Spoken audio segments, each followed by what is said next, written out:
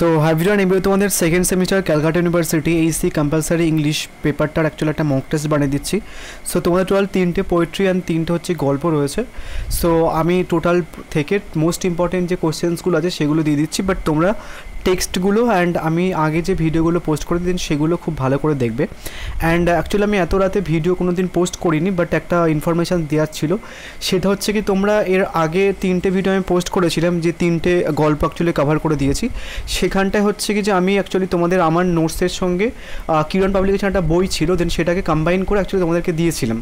But পরে যেটা দেখলাম সেটা হচ্ছে কি তোমার আমি আর পরে আর চেক করা হয়নি, তো পরে যেটা দেখলাম যে কিরণ পাবলিকেশন থেকে যে কটা এমসিকিউ ইউজ করা হয়েছিল দেন প্রায় ম্যাক্সিমাম অ্যাকচুয়ালি ভুল ছিল। সো আমি তাও সমস্ত ভিডিওটার কমেন্ট বক্সে পিন করে দিয়েছি, যে ভুলগুলো সেগুলো কারেকশানস করে দিয়েছি। সো তোমরা যারা ওই ভিডিওগুলো দেখেছো একটুখানি ওই পিন মেসেজগুলো দেখে নিয়ে আমি সমস্ত জিনিস কারেকশানস করে দিয়েছি। অ্যান্ড এখানটায় যে মক টেস্টগুলো দিচ্ছি আমি তোমাদের মক টেস্টটা অ্যাকচুয়ালি যেমনভাবে পরীক্ষাতে কোশ্চেন আছে 25টা দিন সেইভাবে রেখেছি। অ্যান্ড সাথে হচ্ছে কি তোমাদের অ্যান্সার্সগুলো আমি লাস্টে দিয়েছি, তো তোমরা হচ্ছে কি যে তোমাদের প্র্যাকটিসও হয়ে যাবে, তো একটুখানি দেখে নেবে। দেন একটা খাতা নেবে 25টা মতো হচ্ছে কি 1-2 করে 25টা লিখে নাও। দেন তারপর হচ্ছে কি তোমাদের অ্যান্সার্সগুলো লেখো, তারপর হচ্ছে কত পেয়েছো একটুখানি কমেন্ট করে জানিও, তাহলে তোমরা আরও ভালোভাবে বুঝতে পারবে। অ্যান্ড অনেক ফ্রেন্ড তোমাদের দেখে অ্যাকচুয়ালি অনেক কিছু শিখে যাবে। যাই হোক, প্রথমে আমরা কোশ্চেন্সগুলো দেখে নেব, মোস্ট ইম্পর্টেন্ট কোশ্চেন্সগুলো। অ্যান্ড এই সাবজেক্টে অ্যাকচুয়ালি মক টেস্ট বলতে গেলে হয় না, অনেকে যারা ইংলিশ অনার্স নিয়েছো তোমরা জানো যে মক টেস্ট 100% কেমন আসে, বাট এই ব্যাপারটার ক্ষেত্রে মক টেস্ট খুব একটা কেমন আসে না, কারণ 3টে শিফটে এক্সাম হয়। আর যে কোশ্চেন্সগুলো তোমাদের আসছে মর্নিং শিফটে সেটা হচ্ছে কি ধরো ইভিনিং শিফটে পড়লো না, বা ইভিনিং শিফটে হচ্ছে কি যে এই কোশ্চেন্সগুলো দিয়ে দিল বাট মর্নিং শিফটে পড়লো না, তো সেটা হচ্ছে কি সেই জন্য তোমরা ডিটেলে ভালো করে করার চেষ্টা করবে।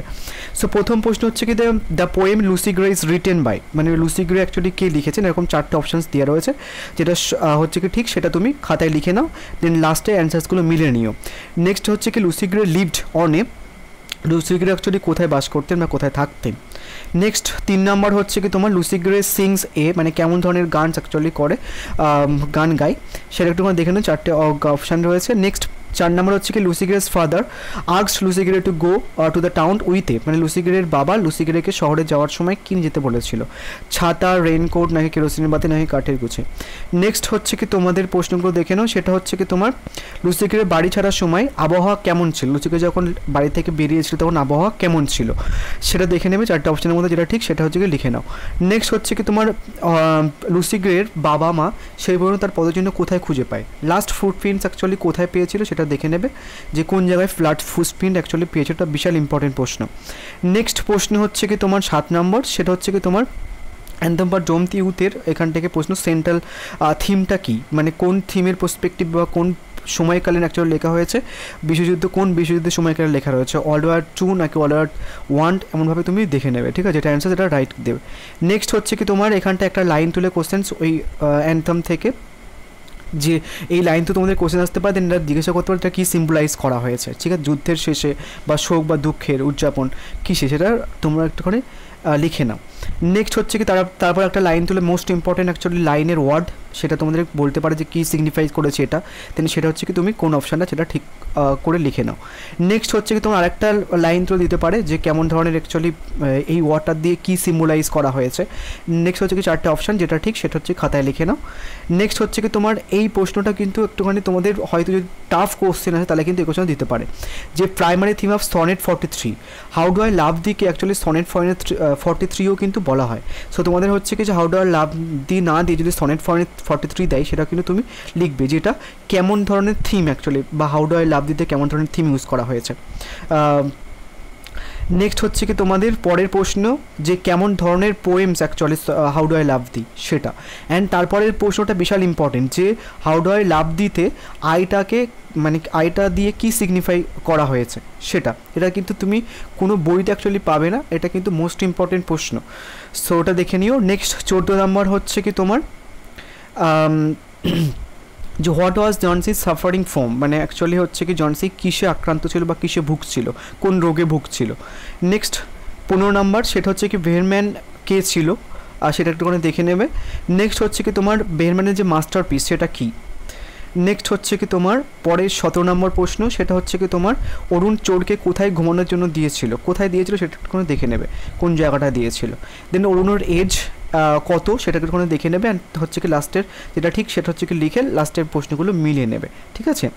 নেক্সট হচ্ছে কি তোমার চোর দিনের শেষে কত টাকা বাঁচাতো, তো তাকে বাজার করার জন্য যখন দিত টাকা তখন হচ্ছে কি যে কত টাকা বাঁচাতো। অ্যান্ড তোমরা পিন ম্যাচের যে দেখবে যে আরও যে ইম্পর্টেন্ট প্রশ্নগুলো যেগুলো আমার নোটসের মধ্যে রয়েছে দেন সেগুলো কিন্তু ওখানটায় কিছু কিছু অ্যাড করে দিয়েছি আমি, যেগুলো মোস্ট ইম্পর্টেন্ট, শুধু কারেকশানস করে দিয়েছি তাই নয়, কিন্তু আরও কোশ্চেন্স আমি অ্যাড করে দিয়েছি, ঠিক আছে।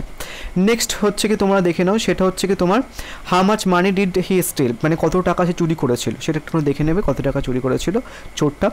নেক্সট হচ্ছে কি তোমার অরুণের বাসার উপরে, মানে অরুণ যেখানে থাকতো তার ঘরের উপরে কিসের দোকান অ্যাকচুয়ালি ছিল, এটা কিন্তু বিশাল রেয়ার একটা প্রশ্ন দিতে পারে তোমাদের।